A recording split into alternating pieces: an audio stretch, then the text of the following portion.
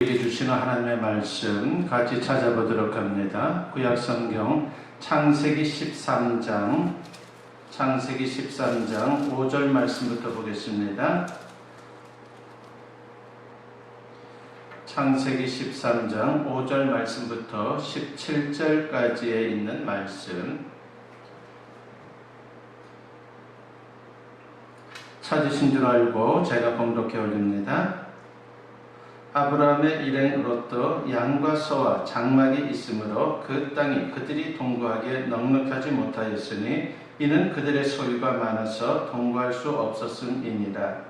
그러므로 아브라함의 가축의 목자와 롯의 가축의 목자가 서로 다투고 또 가나안 사람과 브리스 사람도 그 땅에 거주하였는지라. 아브라함이 롯에게 이르되 우리는 한 친족이라. 나나 너나 내 목자나 네 목자나 서로 다투게 하지 말자. 네 앞에 온 땅이 있지 아니하냐. 나를 떠나가라. 네가 좌하면 나는 우하고 네가 우하면 나는 좌하리라. 이에 롯이 눈을 들어 요단 지역을 바라본즉 소알까지 온 땅에 물이 넉넉하니 여호와께서 소돔과 고모라를 멸하시기 전이었으므로 여호와의 동산 같고 애굽 땅과 같았더라. 그러므로 롯이 요단 온 지역을 택하고 동으로 옮기니 그들이 서로 떠난지라. 아브라함은 가나안 땅에 거주하였고 롯은 그 지역의 도시들에 머무르며 그 장막을 옮겨 소돔까지 이르렀더라. 소돔 사람은 여호와 앞에 악하며 큰 죄인이었더라. 롯이 아브라함을 떠난 후에 여호와께서 아브라함에게 이르시되 너는 눈을 들어 너 있는 곳에서 북쪽과 남쪽 그리고 동쪽과 서쪽을 바라보라. 보이는 땅을 내가 너와 네 자손에게 주리니 영원히 이르리라. 내가 네 자손이 땅의 티끌 같게 하리니 사람이 땅의 티끌을 능히 셀 수 있을진데 네 자손도 세리라. 너는 일어나 그 땅을 종과 행으로 두루 다녀보라. 내가 그것을 네게 주리라. 아멘. 오늘 이 본문 말씀을 가지고 믿음, 하나님을 선택하는 것이라고 하는 제목으로 같이 은혜를 나누고자 합니다. 아브라함이 처음 갈대아 우르를 떠났을 때는 믿음이 좀 부족했습니다. 그때는 생각하는 것이 여전히 세속적이었고 인간적인 방법을 찾았습니다.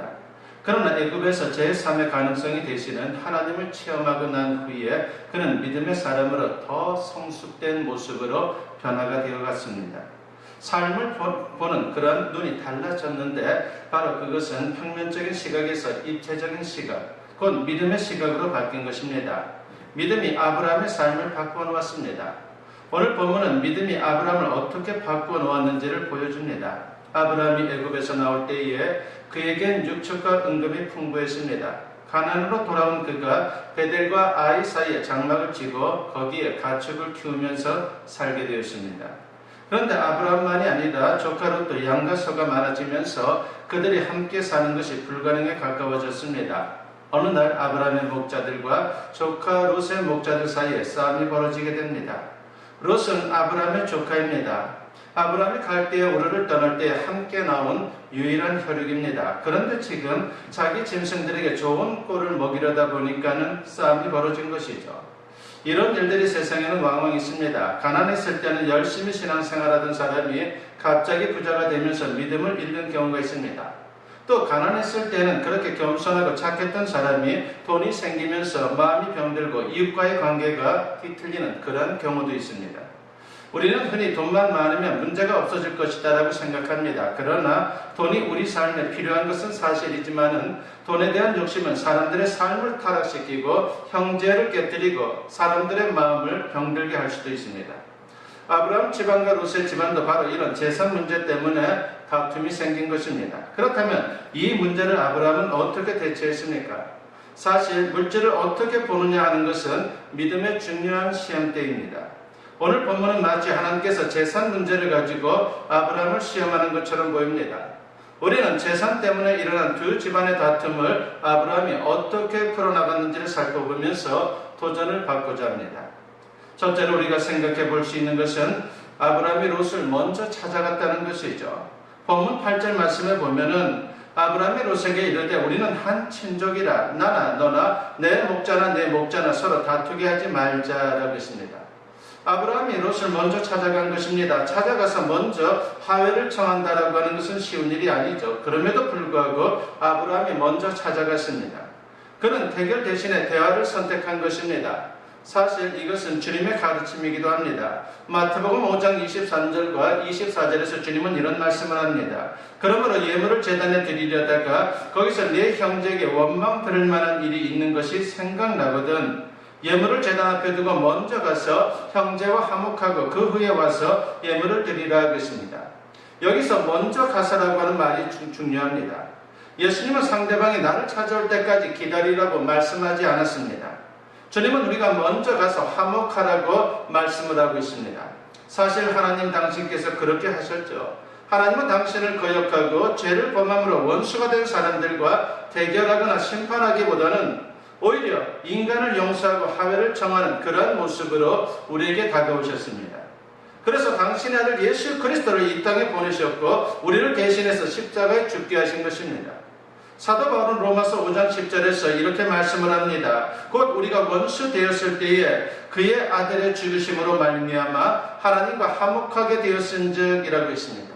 그렇습니다. 하나님을 거역하고 하나님을 등진 인간들을 오히려 일방적으로 용서하기 위해서 당신의 아들을 화목제물로 십자가에서 죽게 했다는 것.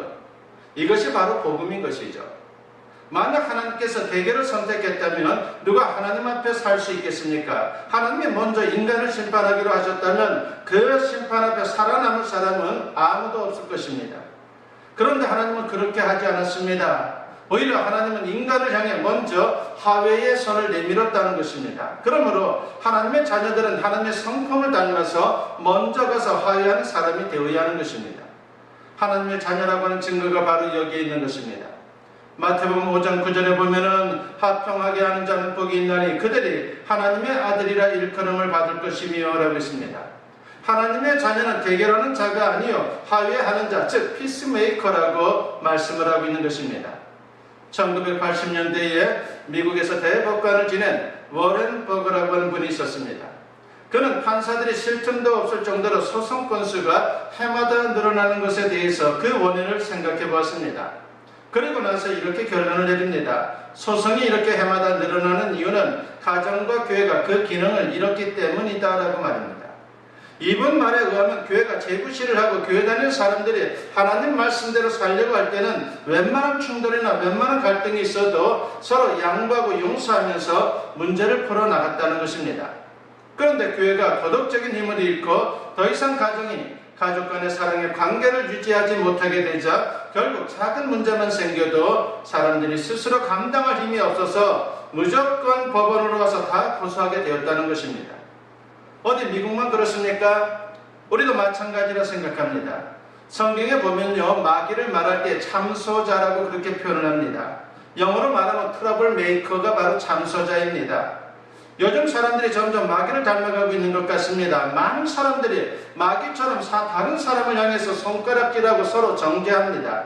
걸핏하면 싸우고 고소하고 법정에 섭니다. 주님은 이런 세상에서 우리에게 화평하게 하는 자로 살라고 말씀을 하고 있습니다.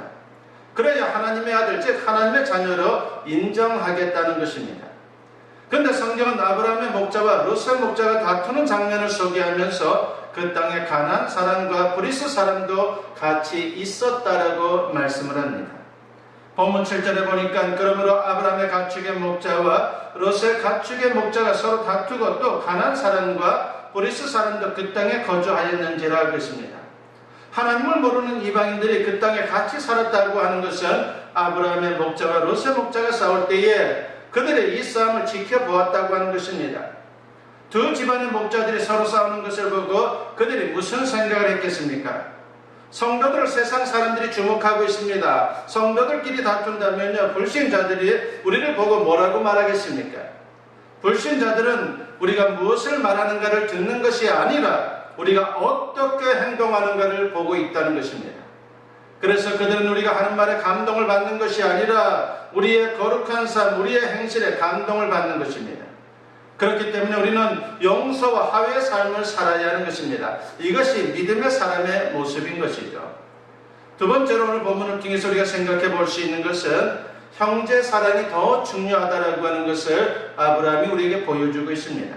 그렇습니다.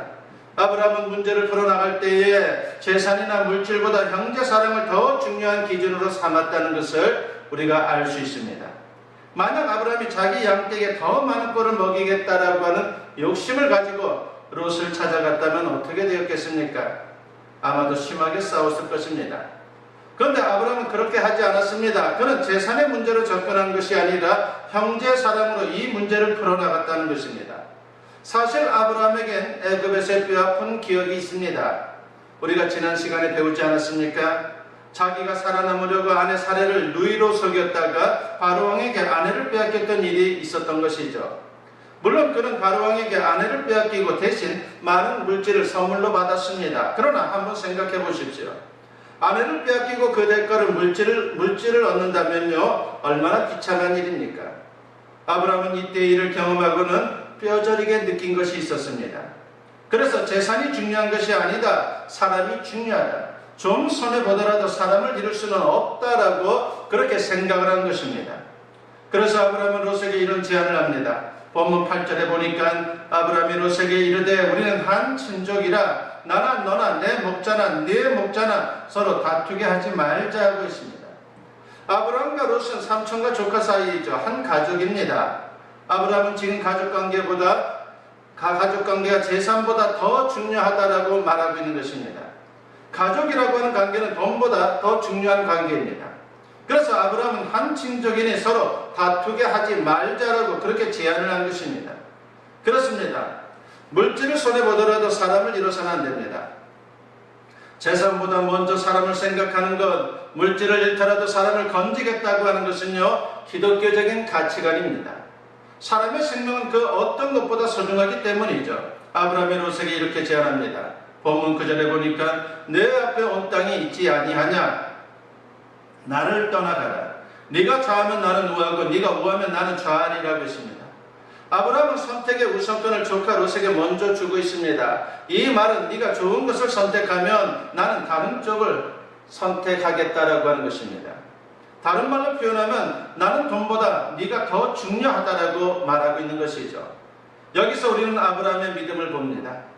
아브라함은 하나님을 신뢰했습니다. 내가 손해보는 쪽을 선택하더라도 하나님께서 자신의 삶을 책임져 주실 것이다 라고 하는 것을 믿었다는 것입니다. 그래서 넉넉한 마음을 갖게 된 것입니다. 우리 또한 형제 사랑을 물질보다 더 소중히 여길 수 있는 참된 믿음의 사람들이 되었으면 합니다.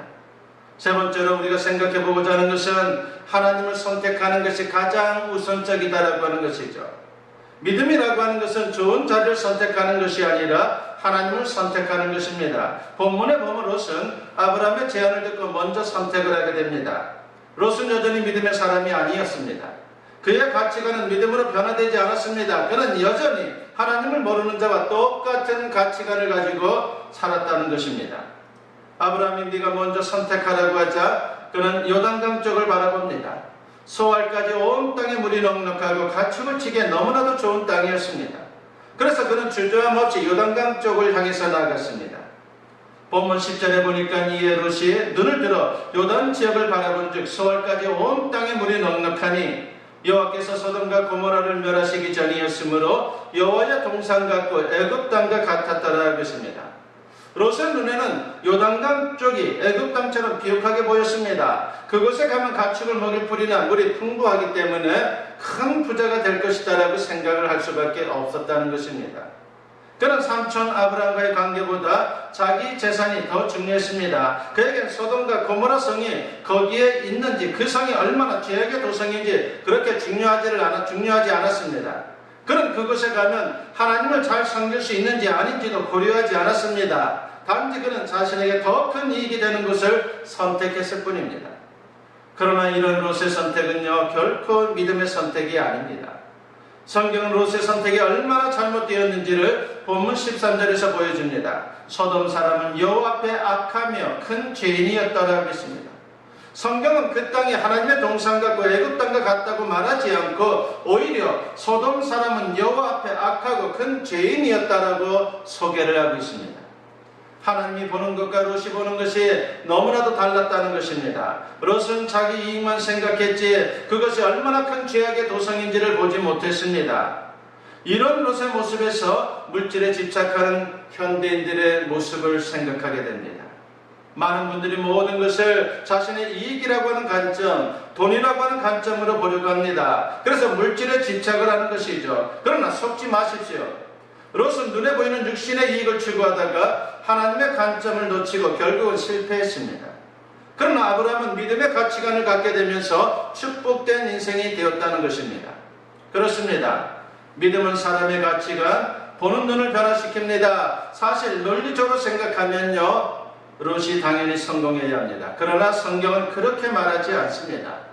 요단강 쪽을 선택한 롯은 오히려 실패했습니다. 창세기 14장에 보면요, 갑자기 소돔성이 큰 전쟁에 휘말리게 됩니다.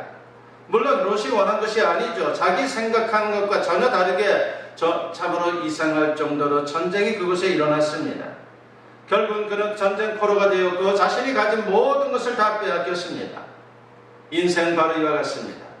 내가 생각하는 대로 되는 것이 아닙니다.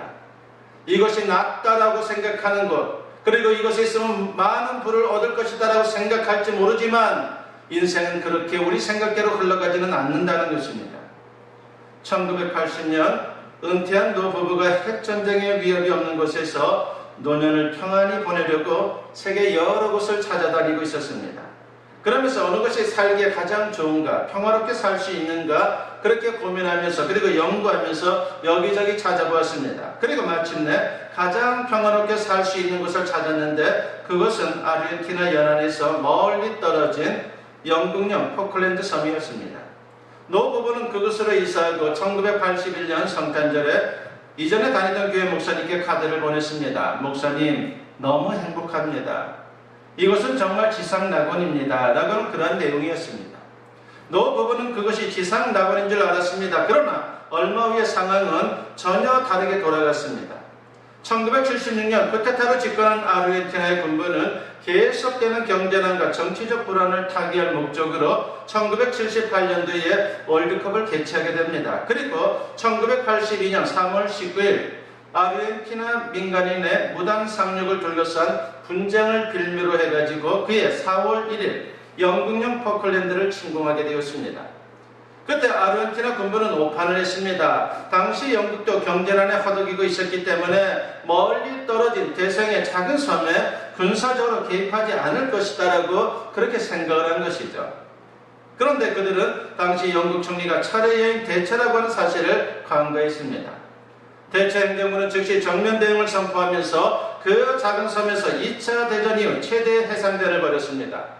결국 전쟁 74일 만에 전쟁은 영국의 승리로 끝났지만 그동안 지상 최대의 나무는 지상 최대의 지옥으로 변했습니다. 노 부부는 여생을 평화롭게 살려고 그곳으로 이사했다가 평화는 얻지 못하고 지옥의 공포만 체험하게 된 것입니다. 롯도 마찬가지입니다. 풍요의 도시 소돔에서 그는 부자가 될 줄 알았지만 오히려 모든 것을 잃고 말았습니다. 결국 불신앙의 결과는 너무도 비참했다는 것입니다. 그러나 아브라함은 달랐습니다.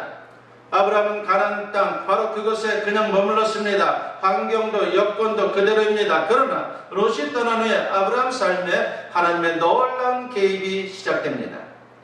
본문 14절부터 17절에 보니까 롯이 아브라함을 떠난 후에 여호와께서 아브라함에게 이르시되 너는 눈을 들어 너 있는 곳에서 북쪽과 남쪽 그리고 동쪽과 서쪽을 바라보라.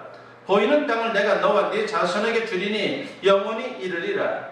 내가 네 자손이 땅에 티끌 같게 하리니 사람이 땅에 티끌을 능히 셀 수 있을진데 네 자손도 세리라.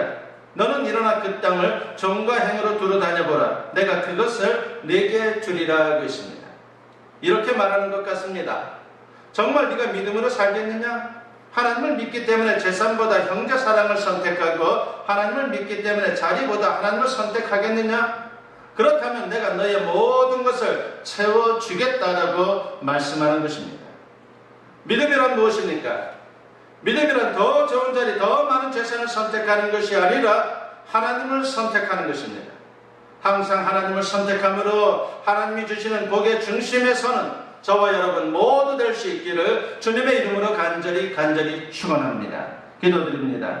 사랑과 은혜가 충만하신 아버지 하나님 감사합니다. 오늘도 주님 앞에 나와서 예배로 영광 돌리게 하시고 말씀을 통해서 은혜 나누게 하시니 감사합니다. 믿음 시리즈를 통해서 우리가 또한 하나님의 말씀을 통해 도전을 받습니다. 아버지 하나님, 믿음은 선택하는 것이라고 했습니다. 여러 가지 상황 속에서도 하나님을 선택할 수 있는 믿음의 길을 걸어가는 우리 모두가 되게 하시고, 그래서 결국은 하나님 예비하신 축복을 누릴 수 있는 하나님의 백성들 다 되게 하여 주시옵소서. 감사드리옵고 예수님의 이름으로 기도드리옵나이다. 아멘.